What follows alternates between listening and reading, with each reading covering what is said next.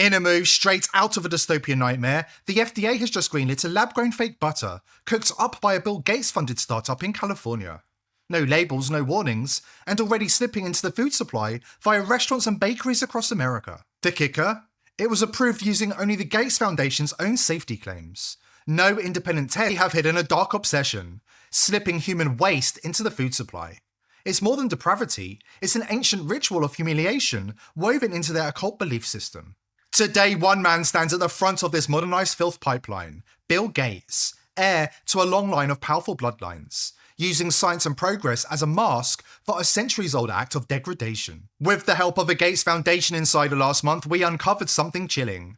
Bill Gates is using his vast farmland, sitting on top of America's most vital aquifers, to quietly introduce human remains into the food and water supply. Now he's taking the direct route, straight to your kitchen table. Meet Bill Gates' fake lab-grown butter, already rubber-stamped by the FDA with zero meaningful safety testing. Even Gates admits it's chemically ultra-different from anything humans have ever eaten. And yet, it's here.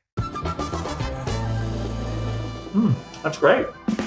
Agricultural emissions are one of the most difficult to get rid of. People have come up with alternative food, but what we're seeing is that it's hard to get more than a small market share, and those foods just don't taste the same. Savor's made an advance in the chemistry. It's ultra different in terms of the environmental footprint, but it's as good as those real animal fats. The fats that Savor makes are made by a thermochemical process. They are the only foods in the world so far that are made entirely without photosynthesis.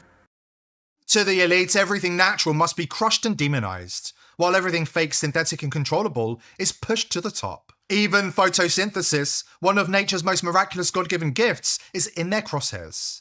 If it can't be patented, owned, or weaponized, they'll find a way to ban it.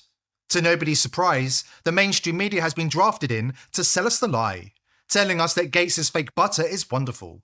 But the facts tell a very different story. Studies show that lab-grown foods can be up to 25 times worse for the environment than real farming. They also dramatically spike the risks of inflammation, depression, and even cancer in humans. And yet we're supposed to believe that Gates' latest fake product is somehow different. It looks, smells, and tastes like the butter we're all familiar with, but without the farmland, fertilizers, or emissions tied to that typical process. And this butter breakthrough? It's happening right here in Batavia. In the middle of an industrial park in a suburb west of Chicago, something unprecedented is happening. So you're using this gas right now to cook your food, and we're proposing that we would like to first make your food with that gas. The company is called Savor, and you better believe it. Their pioneering tech uses carbon and hydrogen to make the stick of butter you see on this plate. This is pretty novel to be able to make food that looks and tastes and feels exactly like dairy butter, but with no agriculture whatsoever. And no long ingredient list the average person can't pronounce. It's really just our fat, some water, a little bit of lecithin as an emulsifier, and some natural flavor and color. How? Fats are made up of carbon and hydrogen chains. The goal here? Replicate those chains without animals or plants. And they did it. They tell me, to simplify, they take carbon dioxide from the air and hydrogen from water, heat them up and oxidize them. The final result? It looks like a wax, like a candle wax at first. But they're fat molecules, like the ones in beef, cheese, or vegetable oils. It also happens to resemble the fat found in human remains. According to a former Gates Foundation insider, Gates has been quietly pushing for the use of slop water to supply the hydrocarbons needed for production. Slop water is an industrial byproduct laced with wastewater, including human sewage. Sure, after processing, it might scrape past the FDA's generally recognized as safe label, but that only raises a bigger question. Why is Gates so obsessed with force-feeding the masses products derived from human remains and human waste? Sustainability is why we are here. It's all done releasing zero greenhouse gases, using no farmland to feed cows. We're not at full capacity in this facility. If you thought the slop water claim was over the top, think again.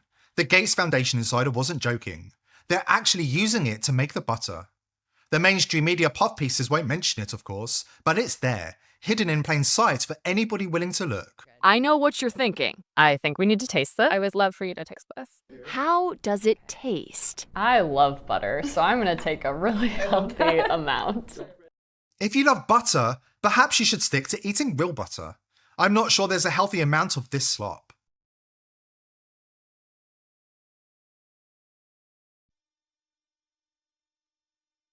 We're tasting butter. So when could you get a taste yourself? Right now, they're working directly with restaurants, bakeries, and food suppliers, releasing these chocolates made with their butter in time for the holidays. Savor butter in either its current manifestation or with our partners, we expect that to be on the shelves kind of more like around 2027.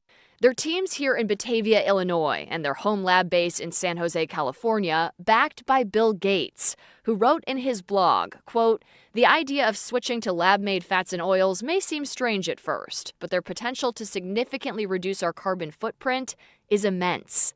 Believing butter can make a difference." This is really about how we feed our species and heal our planet at the same time. Feeding our species with real traditional nourishing foods like true farmhouse butter would be the obvious choice. Or you can put your trust in Bill Gates' chemically radical scheme to turn slop water, laced with human waste, into something that only claims to resemble the real thing. A product, like so many of his vaccines and frankenfoods, that has faced no meaningful health or safety testing, yet still gets fast-tracked through the FDA for human use. After the break, we'll hear from a former Gates Foundation employee, the moment he realised Gates is evil incarnate, and the disturbing truth behind his obsession with feeding humanity. Make no mistake, the globalists are determined to pile degradation upon indignity for the human race. Every major research body with funding from Gates and the WF is currently racing to pile feces on our dinner plates. Instead of trying to find the so-called lost technology that took humans to the moon, NASA is at the forefront in the race to develop this technology to recycle human feces into food. According to Science Alert, the food that will sustain future generations as we colonize our way across space may be none other than our own shit, if a new NASA-funded project is successful. Beer will also have an extra ingredient in the near future, according to the elite: our own urine. And we had better get used to the idea and not complain to our masters to prove that we are compliant sheep. Obviously, California is already signed up to the globalist agenda, happily agreeing to drink their own pee to fight so-called climate change. The compliant city of Los Angeles has plans to take it even further than the rest of the state, vowing to drink 100% of its wastewater by 2035, per a pledge made by Mayor Eric Garcetti several years ago. To achieve this, LA's Hyperion Water Reclamation Plant, which currently treats wastewater so it's clean enough to release into Santa Monica Bay, must be completely converted into a water purification facility to produce urine for human consumption. What else are they going to wash down the bugs with in California? But if you thought the prospect of eating insects was as bad as it gets, you haven't seen anything yet. Humans must begin chowing down on human feces to fight climate change, according to Gates and the globalist psychopaths at the WF, who are funding Japanese scientists to bring you what the Japanese media is calling the shit burger. They just made meat from your number 2. Japanese scientists have developed a method to create edible steaks from human feces. Unbelievable? Well, it's happening. Mitsuyuki Aikida, a researcher at the Okayama laboratory, collaborated with Tokyo Sewage to address sewage mud excess. They discovered the content in the mud contains high protein due to bacteria, so the team isolated and combined these proteins with a reaction enhancer. Result? Synthetic steak. The meat comprises of 63% protein, 25% carbs, 3% lipids, and 9% minerals. And it's visually enhanced with food coloring for a red hue and improved flavor using soy protein. Did you catch the dystopian ingredient list? Not content with piling our plates high with human feces, the elite are determined to continue poisoning us with artificial colours and soy protein. The elite won't stop until every one of us is dragged through our own personal humiliation ritual, forced to consume our own wastes, if they even decide you're one of the lucky survivors of the mass extinction event they keep promising is just around the corner. This power-hungry cabal of billionaires and globalist bureaucrats has long plotted to enslave the masses, and now they're revealing their hand. If you've been paying attention to the globalist agenda, you already know this isn't about saving the world. Their policies all share one trait: they dehumanize, degrade, and mock us. They are engineered to strip away life's joys and replace them with maximum pain and humiliation. And now, from the mouth of a former Gates Foundation insider who is preparing to drop some major bombs on her former employer, you're about to hear why Bill Gates is so determined to slip human remains into the food supply. You know, I didn't walk in thinking Bill Gates was some cartoon villain. I mean, it's the Gates Foundation, right? You think you're doing good for the world. That's the hook. They get the idealists in the door. But then there was this meeting. Not a public one, not even something the interns would overhear. Just the higher ups, a few of us project leads, and Gates himself. He starts talking about closing the loop. That's the phrase he used. Closing the loop on human waste, not just recycling it into fertilizer. No, he was grinning about processing it into food grade materials, like feeding people back to themselves. And people laughed. Not the nervous kind of laugh either. They thought it was genius. That's when my stomach turned. I realized this wasn't about solving hunger. It was about control. You make people dependent on something that grotesque and they'll eat whatever you hand them. Literally. After that, I knew I couldn't stay. But you don't just quit from a place like that without thinking. They watch people. They keep tabs. I staged it as a family move, said I needed to care for my mom, made it look boring, unremarkable.